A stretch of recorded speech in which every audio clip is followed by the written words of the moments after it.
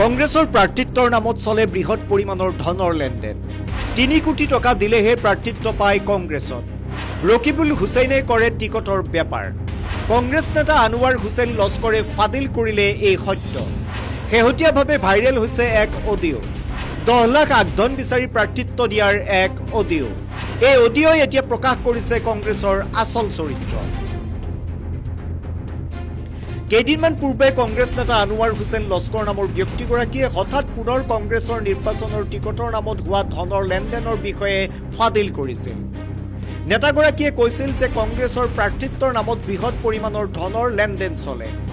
3 কোটি টকা দিলেহে এজন কংগ্ৰেছীয়ে প্ৰাৰ্থিত্ব পায়। এই যে মই ইউডিএফৰ পৰা কংগ্ৰেছত MP ইলেকশ্যনত আনিলে 24ত টিকেট দিম বুলি কয়, 23ত আনিলে টিকেট দিম বুলি কয়, কিন্তু লাষ্টত টিকেট সিহঁতে পইচাৰ দালালিৰ কথা আহি গ'ল। মই টকা দি পলিটিক্স কৰিব নোৱাৰো বুলি ক'লো, তাৰপিছত মই আৰু সেইটো বাদ দিলো। কংগ্ৰেছ নেতাগৰাকীৰ এই মন্তব্যৰ পাছতে বিধায়ক পৰমানন্দ ৰাজবংশীয়ে সামাজিক মাধ্যমত ভাইৰেল হৈ পৰা এটা ফোন কল শ্বেয়াৰ কৰি সকলোৰে দৃষ্টি পুনৰ বিষয়টোলৈ আকৰ্ষণ কৰিছে।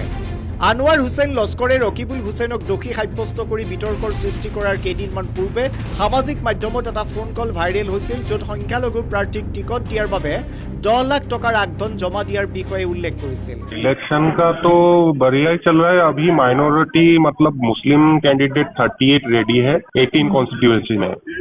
এই ফোন কলটো দিল্লীৰ এগৰাকী নাৰীৰ কণ্ঠ আৰু অসমৰ এজন টিকট দালালৰ মত বিনিময় শুনা গৈছিল। প্ৰথম অৱস্থাত ভুৱা প্ৰচাৰ যেন লগা ভিডিঅ'টো যেন আনোৱাৰৰ বক্তব্যই সত্য প্ৰমাণিত কৰিলে। যি সময়ত বিজেপিক পৰাভূত কৰাৰ বাবে কংগ্ৰেছে পৰিকল্পনা প্ৰস্তুত কৰিব লাগিছিল, সেই সময়ত টিকটৰ বেপাৰ মেলাটো দলটোৰ বাবে কিমান দুৰ্ভাগ্যজনক। इलेक्शन का तो बढ़िया ही चल रहा है। अभी माइनॉरिटी मतलब मुस्लिम कैंडिडेट 38 रेडी है 18 कॉन्स्टिट्यूएंसी में।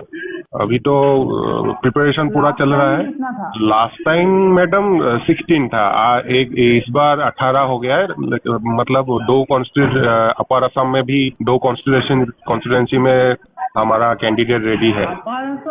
हाँ मैडम, वो जो शिवसागर में भी एक कैंडिडेट है कांग्रेस का, और खुआंग में भी है। शायद है ना? ना रोंगा नदी में तो है ही सर मैडम, लेकिन खुआंग में जो कैंडिडेट है वो ज्यादा स्ट्रांग है। तुमको किसने बताया? मैडम ये तो हमारे जो जितेंद्र साहब, उन्हीं ने तो बोला है ये ठीक करने के लिए। Only Saran ma'am can take this decision. So there is no मतलब no other side. हाँ मैडम, वो जो मीटिंग हुआ था, जो कल परसों जो मीटिंग हुआ था, वहाँ पे गौरव दा भी थे, वहाँ पे हमारा रकीबुल दा भी थे। वहाँ पे भी ये चर्चा हुआ इस बात में, कैंडिडेट के बारे में। You do one thing. हाँ You tell them those 38 candidates to deposit 10 lakhs हाँ before 19, before actually 15. They have to deposit 10 lakhs before 15 because the assembly will be closed I think on 19th. हाँ madam. Madam 10 lakh तो ज्यादा हो जाएगा, like candidate. It's our rule. तुम तो कितने पुराने हो, तुमको तो पता ही है इसके बारे में। हाँ मैडम, पता तो है। ठीक है, मैं उन लोगों को बोलूंगा, समझा दूंगा कि ये तो पार्टी का रूल है, जो पार्टी फंड में तो देना ही पड़ेगा। और जब कैंडिडेट सिलेक्शन जब हो जाएगा तब क्या होगा मैडम, उसके बाद का procedure? It's just initial amount, हाँ. Okay. At the very first, tell them to deposit 10 lakhs. Then we will discuss later about the amount. Okay. हाँ, अभी हम तो ये कंफर्म नहीं कर सकते, पर ये हमारी पार्टी का रूल है ना. हाँ, मैं गौरव दा को ये बात बोल दूंगा, गौरव दा और रकीबुल दा। No, तुम उनको मत बोलो, ये सिर्फ गौरव दा तो प्रेसिडेंट है यहाँ का, असम प्रदेश का, तो उनको नहीं, ये तो हाई कमान का डिसीजन है। गौरव गोगोई इसमें कुछ नहीं बोल सकते हैं, ठीक है? ठीक है वो high command will let him know. ठीक है थैंक यू। গৌৰৱ হিচাপৰ চাৰিতৰফ দালালবিলাকে ঘেৰাও কৰি দিছে। এই যে দালাল যিবিলাক আমাৰ হাইলাকান্দিত এডুকেশ্যনৰ দালাল এটা পুটফুলি দি থৈ দিছে, মোৰ পিছত আহিছে আমিনুল, তাকো দায়িত্ব দি থৈ দিছে পৰাগ। মই ইমান চিনিয়ৰ হিচাপে মোক নিচে ইউটিউবৰ পৰা নি পেলাই জইন কৰাইছে, মোক এটা দায়িত্ব দি থব লাগিছিল। সিহঁতৰ এইটো কাণ্ড জ্ঞান নাই। এইবিলাক কি কংগ্ৰেছ চলাব? গাদ্দাৰী কৰি আছে তো। সিহঁতে কি কংগ্ৰেছ চলাব? এনেকুৱা কংগ্ৰেছ ডুবি আছে, ডুবি থাকিব। কংগ্ৰেছৰ নাম গন্ধ নহয় এই 10 বছৰ। এনেকুৱা এই আমাৰ মাননীয় মুখ্যমন্ত্ৰী যিজন কাম কৰি আছে গতিত, এনেকুৱা চলালে অসমখন আৰু 10-15 বছৰ এই মামাই চবে ৰাইজে মামা মাতে, মই লগত কৈ দিলো মামা, তেওঁ চলাইলো। এতিয়া মই আৰু থকাৰ কোনো প্ৰশ্ন, মোক কৈছো এতিয়া যিকোনো পাৰ্টি বিনা পইচাত কোনো পাৰ্টি মোৰ এইবিলাক শুনা পাই যদি কোনো পাৰ্টি মোক মাতে, মই সেইটো পাৰ্টিত যাম গৈ, কোনো মোৰ আপত্তি নাই, মই ইলেকশ্যন খেলিম চাবি। এইটো কংগ্ৰেছৰ ডকাইত আছিলে। এই আগত কংগ্ৰেছ গভৰ্ণমেণ্টৰ তৰুণ গগৈ ডাঙৰীয়াক চেছ কৰিছে এইবিলাকে। এই ৰকিবুল হুছেইনৰ দৰে আৰু কেইটামান মানুহ আছিলে, এইবিলাকে চেছ কৰিছে। এতিয়া ৰকিবুল হুছেইনে এই গৌৰৱ গগৈ চেছ কৰিব। এতিয়া তেওঁ আচলতে কাৰ বন্ধু এইটো কোৱা টান দে ভাই, কোনফালে কোন খেল খেলি আছে।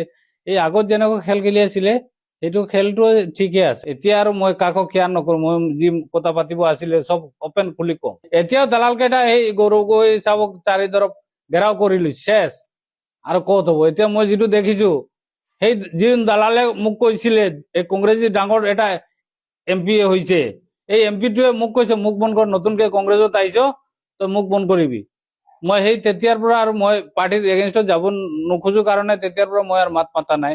এইটো মই খেলে কাক বয় কৰিম? কোনোবাৰ খাই বহা নাই মই। মোৰ সেইকাৰণে কৈছো তো এইটো ধুবুৰীৰ MP, তেওঁৱে মোক শিলচৰ চাৰ্কেটত অপমান কৰিছে। তেতিয়া মই খং কৰি বেলেগ হেৰি কৰিব আছিল। মই পিছত ৰাইজে মোক বুজালে আপুনি পটকে খং নকৰিব, এই মাত্ৰ আপুনি পাৰ্টি খোলালে।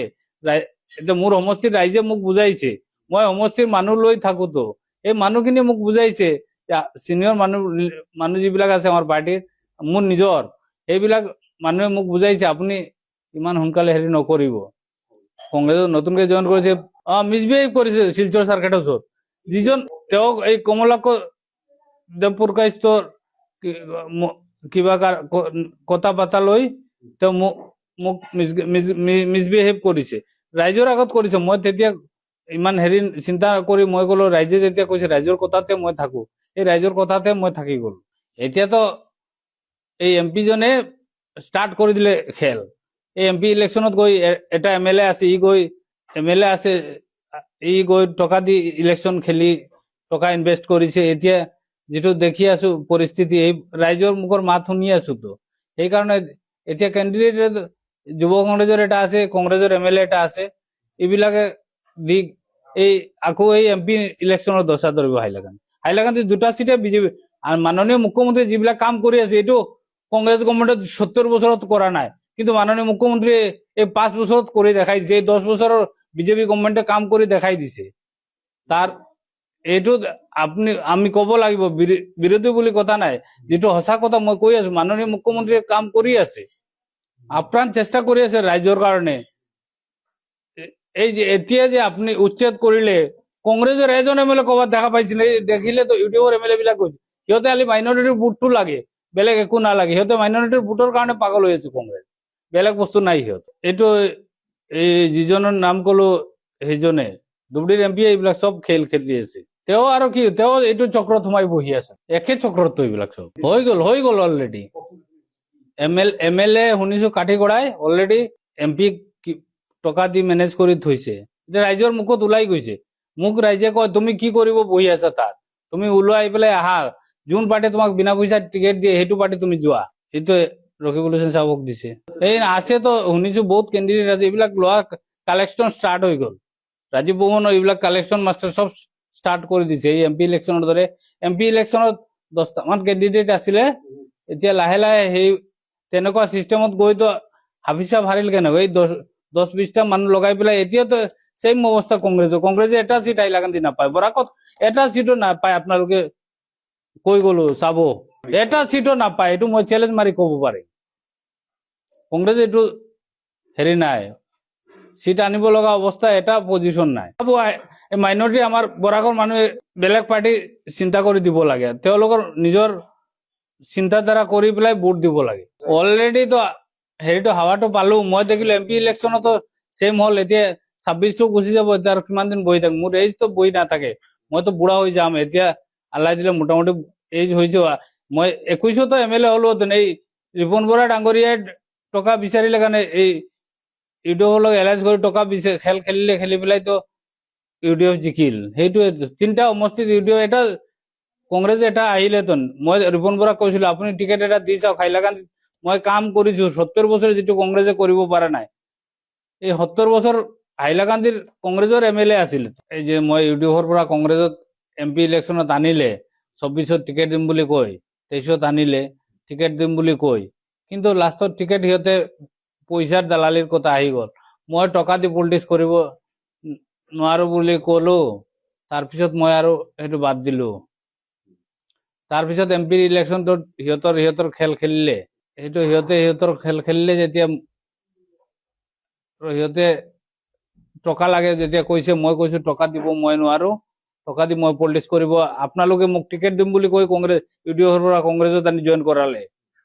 কিয় মই আকৌ টকা দি টিকেট ল'ম মই সেইটো কৈ আৰু মই ইলেকশ্যনত কেম্পেইনতো যোৱা নাই আপোনালোকে দেখিছে না না মই ইলেকশ্যন MP ইলেকশ্যনত মই ঘৰৰ পৰা ওলোৱা নাই এইটো সভাপতি যিটো আছিলে ভূপেন বৰা মোৰ সাধ্যৰ বাহিৰত ৰে ভাই এবাৰ 3 কোটি টকা লাগে বুলি কৈছিলে মই MP টিকেটত মই কৈছো মই 1 টকা দি টিকেট নলওঁ মোক আনিছে ইউডিএফৰ পৰা কংগ্ৰেছত জইন কৰাইছে আপোনালোক সিট জিকিবৰ কাৰণে কি হল মোক নিদি পেলাই সিট জিকিব পাৰিছে জানো এতিয়াও সেম পৰিস্থিতি ষ্টাৰ্ট হৈ গ'ল মই যোৱাবাৰ মাতি মোক ৰখালে 2 মোক ৰখালে আপুনি ধৈৰ্য ধৰক MP MLA ইলেকশ্যন 26ত আহিলে আপোনাৰ লাইনটো ভাল হ'ব মই এতিয়া ৰাইজৰ ওপৰত এৰি দিছো ৰাইজে কি কৰে এতিয়া মোৰ কথা হ'ল মই হাইলাকান্দিৰ MLA থাকোতে পুৰা আগত আলগাপুৰ কাটলিচৰা মানুহ আহি মোৰ তাত কামৰ কাৰণে আগৰ MLA আছিলে যিবিলাকৰ তাত নাযায় মোৰ তাতে আহিছে ৰাইজ এতিয়া মই দেখিছো যে এতিয়া হাইলাকান্দি পুৰা ডিষ্ট্ৰিক্টটোৱে আলগাপুৰ কাটলিচৰা 3টা সমষ্টি এটাই হৈ গ'ল এতিয়া মই আলগাপুৰ কাটলিচৰাত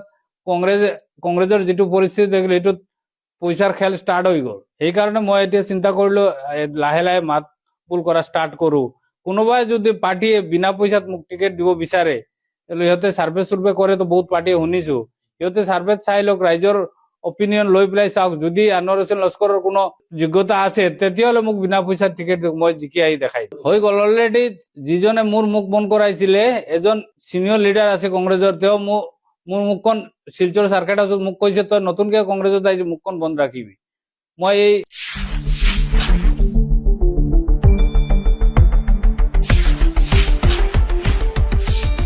শুদ্ধ আৰু বিস্তৃত বাতৰিৰ বাবে চাই থাকক নিউজ ডেস্ক ৰিপৰ্ট।